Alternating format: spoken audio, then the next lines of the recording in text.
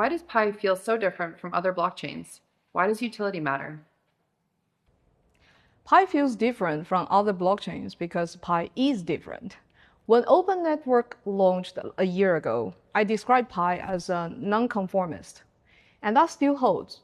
Pi differentiates itself in several fundamental ways. Pi never did an ICO, Pi is free to mine for accessibility, it's mobile first, Pi's mainnet blockchain is fully KYC'd, and Pi has tens of millions of verified users globally. And from the very beginning, Pi has emphasized utility. In the broader crypto community, with thousands of cryptocurrencies and digital assets, trading inevitably is a major focus. Trading mechanisms themselves, DeFi, liquidity, market infrastructure, are important areas of innovation. But beyond how trading happens, there is a more fundamental question. What are people actually trading? The problem Pi set out to solve is not just whether trading is possible or how efficiently it can occur, but much harder problem of what should be traded. If it were only about enabling trading, you could issue a large number of fake or meaningless tokens, just like many we see even on testnet. And trading could start immediately. Volumes could be high as long as people participate. But if those tokens don't map to anything real, what's the point? The hard problem is figuring out how tokens can be used in real-world applications, in commerce involving real goods and services, or how they can be used to participate meaningfully in business and production processes. That's where utility comes in.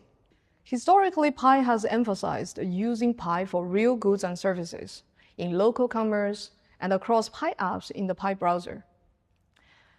From e-commerce and games to social and educational applications, whether it's Pi itself or ecosystem tokens built on Pi, utility tokens need to be embedded into specific products and real usage flows, not just abstract financial mechanisms. Utility also connects with Pi's focus on KYC identity verification. Pi's fully KYC network was fundamental in preparing the blockchain for real-world assets and production processes. People sometimes ask why hackathon-winning apps on Pi look so different from typical crypto projects, like dating apps or e-commerce platforms instead of purely DeFi products. That difference is intentional. Pi prioritizes applications that solve real-world problems and fulfill real-world needs, not just creations in financial mechanics. DeFi mechanisms matter only if there is real utility and production involved. It's easy to enable fast, high-volume trading. It's much harder to enable tokens to be used inside real products that support real-world innovation and economic activity. But the harder path is worth taking.